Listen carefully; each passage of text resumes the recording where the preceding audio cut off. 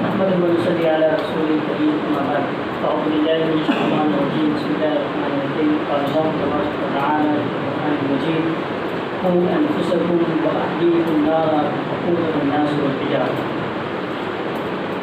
میرے محترم بزرگوں، اللہ تبارک وتعالی کا احسان ہے کہ اللہ تبارک وتعالی نے آپ کے بیچ میں کھڑے ہو کر کے چند باتیں کرنے کی توفیق عطا فرمائی، اور میں شکر گزار ہوں آپ تمام افراد کا کہ آپ حضرات نے ساتھیوں کو کرنے کو تشریف لائیں اور ایک تعلیمی مہم کے تحت ایک سلسلہ شروع کیا گیا ہے، اس میں آپ لوگ تشریف لائیں، اور میں خاص طور سے شکر گزار ہوں مولانا ابراہیم صاحب کا اور مولانا رفیع صاحب کا اور دیگر ساتھیوں کا جنہوں نے اس عزم کا انعقاد کیا اور اس کا تمام بندوبست کیا۔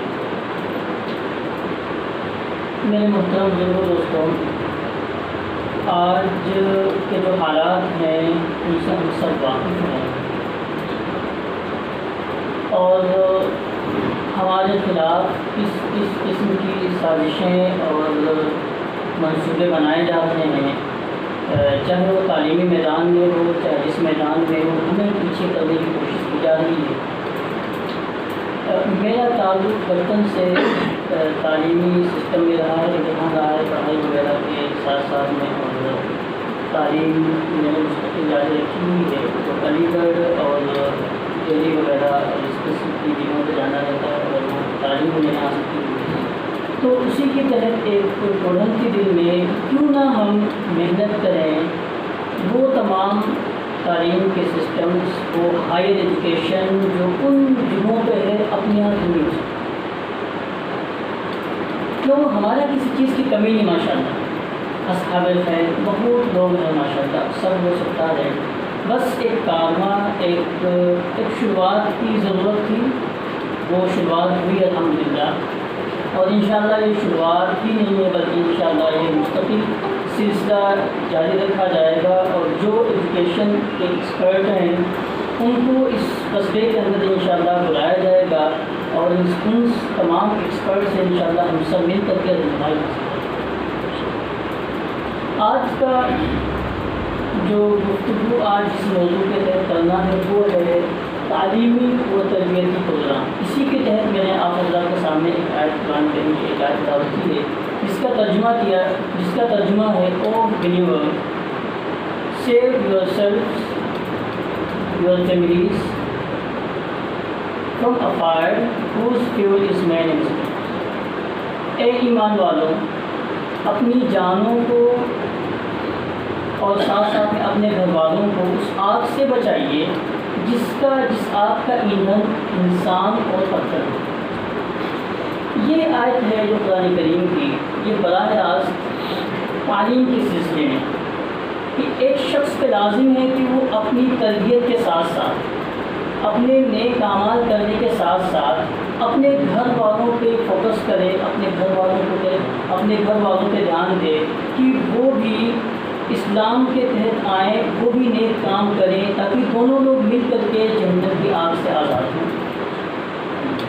اب ایک بڑا سوال اٹھتا ہے کہ تربیت کیسے کی جائے۔ بڑا سوال آج کا جو ہے وہ ہے کہ تربیت کیسے کی جائے۔ اچھا، تربیت نہ ہونے کے نقصانات کیا ہیں؟ پہلے ہم نقصانات کے بارے میں بات کرتے ہیں کہ تربیت نہ ہونے کے نقصانات کیا ہیں۔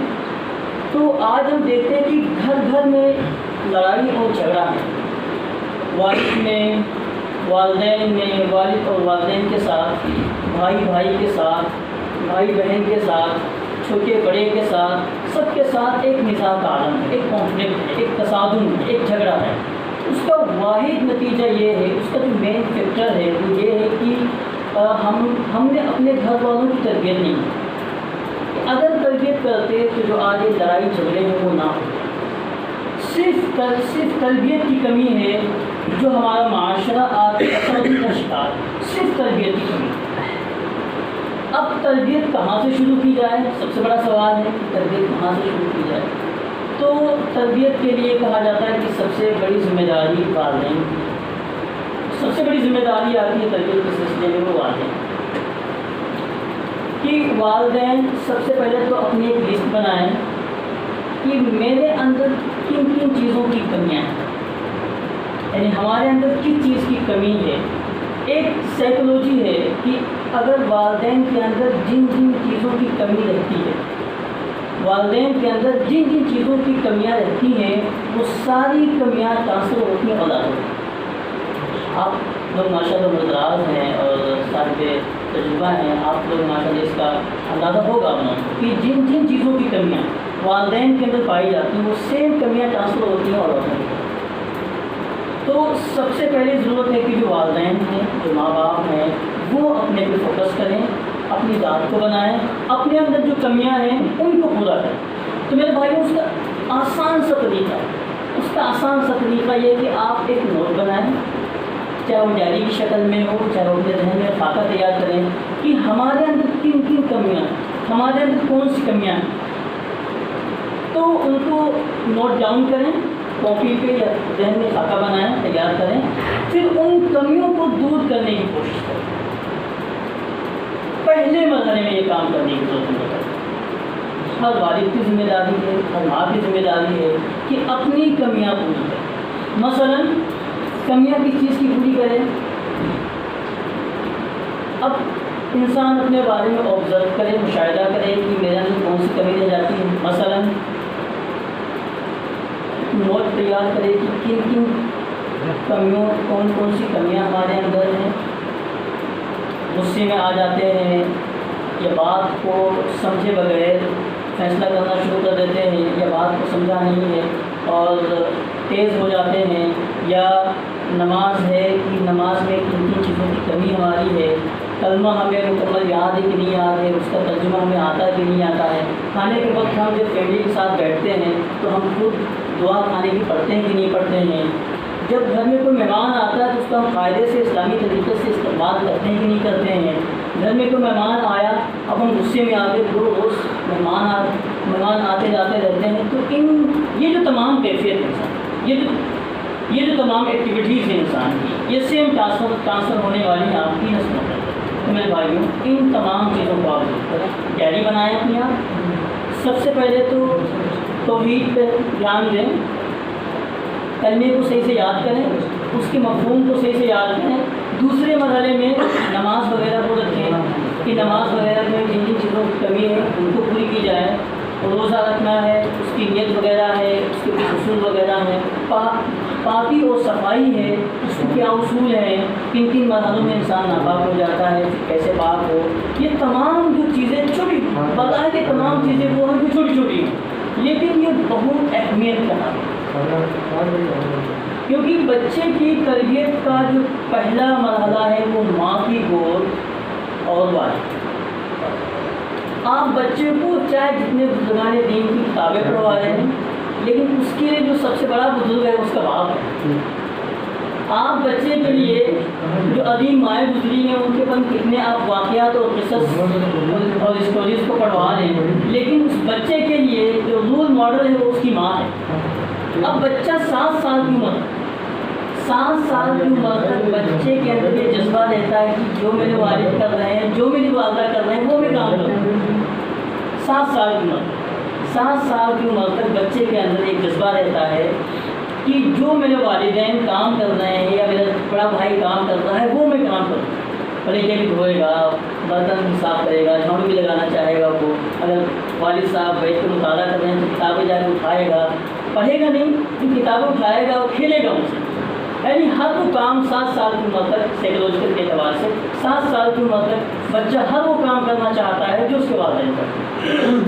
اب میرے بھائی بتائیں، اگر 7 سال کی عمر میں والدین نے اپنے آپ کو ایڈجسٹ کیا، اسلامی طریقے سے رکھا، اپنے تمام کام، اپنے دن بھر کی مشغولیات، اپنی دن بھر کی ایکٹیویٹیز انہوں نے اسلامی طرز پہ کی، تو انشاءاللہ وہ تمام ایکٹیویٹیز اس ننے بچے کے اندر ٹرانسفر ہوتی۔ اور سائیکولوجیکل کے اعتبار سے 7 سال کی عمر میں 65% جو ایکٹیویٹیز ہوتی ہیں روزمرہ کی، جو ضروریات جو کام ہوتے ہیں وہ بچے کے اندر ماں اور باپ سے ٹرانسفر ہوتے ہیں۔ باقی 100 جب جاتے ہیں تو وہ دنیا میں جب آ کے ہوتا ہے، بڑا ہوتا ہے اور سارے کام کرنا شروع کر دیتا ہے، وہ مشاہدات کرتا ہے، وہاں سے رہتا ہے۔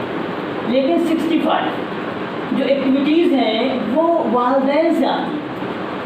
یاد ہے میرے بھائیوں بتائیں کہ والدین پہلے مرحلے میں والدین کو خود ٹریننگ اور تربیت کی، خود ٹریننگ اور تربیت کی۔ اب مثلاً ایک مرحلہ ہے کہ گھر کے اندر ہم جب بجٹ بناتے ہیں اپنے گھر کا، تو ہمارے بجٹ سے وہ تمام چیزیں خارج ہوتی ہیں جن کا تعلق تربیت سے۔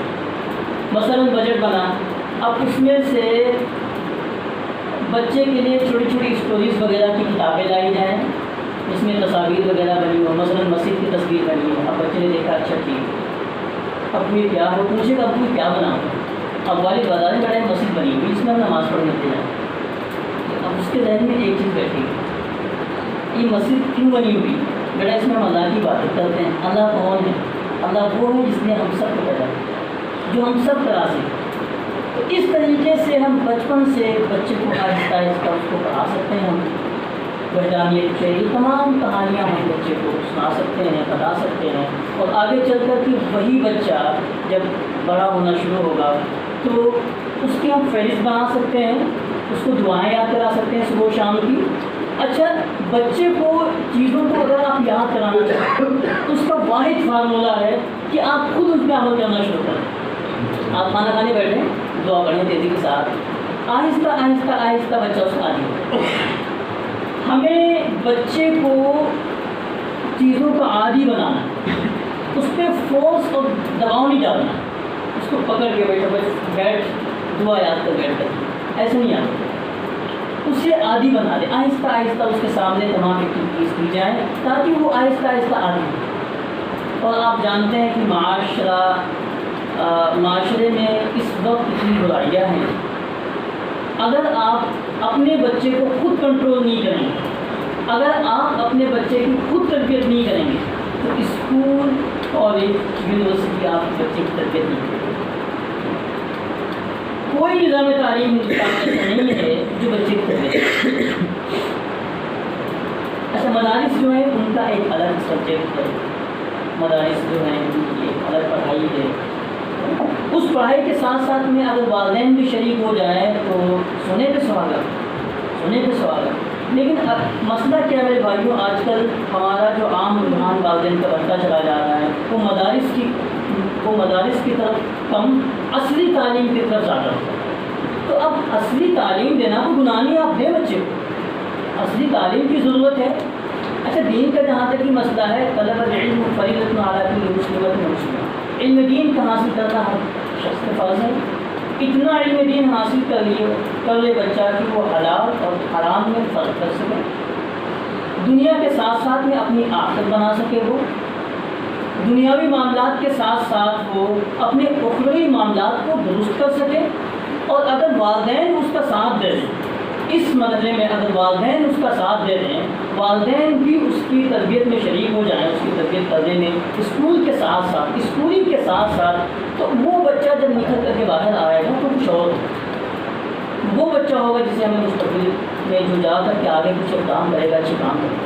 ورنہ صرف بچوں کو اسکول کے بھروسے چھوڑ دینا یہ ناانصافی ہوگی بچوں کے ساتھ، کیونکہ اسکول جو ہے وہ کمرشیل ہے، آپ جانتے ہیں، کمانے کا دھندا ہے۔